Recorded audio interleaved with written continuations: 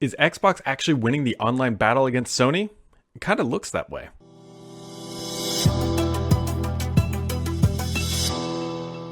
It's no surprise that when it comes to talking about the next generation consoles, that the Xbox Series X and the PlayStation 5, that is getting all the attention.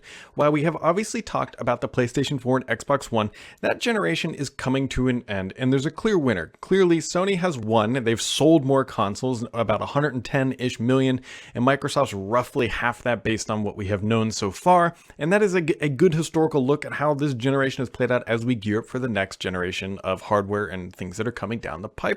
But there's also been another sort of battle or arena, if you will. It's the online marketplace, right? It's the streaming of games. We have xCloud and all sorts of that stuff. But when it comes to game service offerings, Sony has PlayStation Now and Microsoft has Game Pass. These are very comparable and competing services. And thanks to Sony's recently announced earnings, we kind of have a better look at how these two services compare. Sony announced that there are 2.2 million PlayStation Now or PS Now subscribers.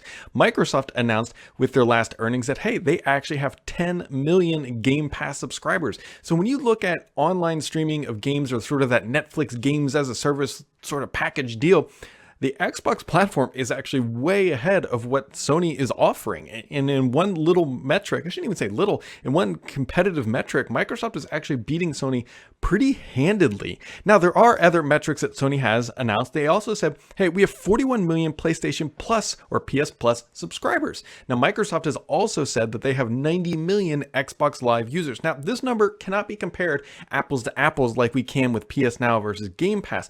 The reason being is that Microsoft, as they typically have done, haven't really given us all the information. There are 90 million Xbox Live subscribers, but we don't know how many of them are paying. And typically it's a pretty small percentage. And so we don't know. I could only guess and say, hey, let's say it's half and then it's 45 million. But I would think that if it is actually beating what Sony has, Microsoft will come out and say it. But right now we know that there are 90 million Xbox Live users. We don't know how many of them are paying, and you can get an Xbox Live account through various means, including walking in front of an Xbox console and you just get one. Just kidding. But there are a lot of different ways you can end up with an Xbox account. So there you go. There's some good numbers. I mean, for Team Xbox, which doesn't always get a lot of good news against the PlayStation camp, Microsoft is clearly way out ahead, and this doesn't really include xCloud. Now, it is worth pointing out that Microsoft has run some crazy deals with the Game Pass service, right? Remember, for a while, it basically converted your Xbox Live Gold into Game Pass, where you use like $1 for 3 months and all that good stuff. So from a pure revenue perspective, we don't quite know how this shakes out, and I would honestly be surprised if we ever hear like apples to apples comparisons. But at the end of the day, Microsoft has 10 million Game Pass subscribers, which is a purely premium service, versus Sony's 2.2, and you got to give credit to Phil Spencer and what they have done there. Some other random gaming news that has come out recently is that Minecraft has passed 200 million copies sold. That's incredible. Microsoft actually even says we have 126 million people playing Minecraft on a monthly basis. That is huge. I know Microsoft doesn't always get the first party credit that it deserves, and granted, they bought Minecraft, but it doesn't really matter. Microsoft owns this. They have been nurturing it, and they've been helping it to grow, and Minecraft has become a huge hit and continues to be that for Microsoft. Some other interesting Xbox news out there right now.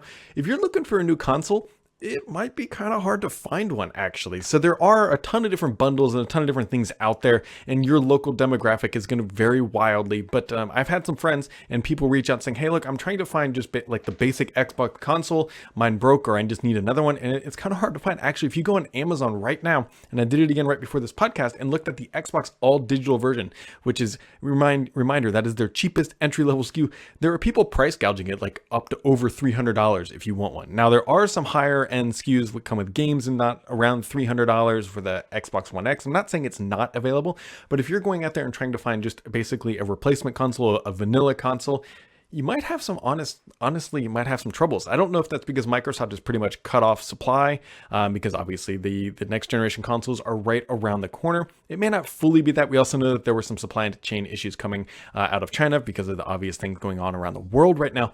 But there you go. I mean, that's just some good highlights from what's been happening this week in the world of Xbox. You can hit that subscribe button, and we'll catch all of you right back here next time.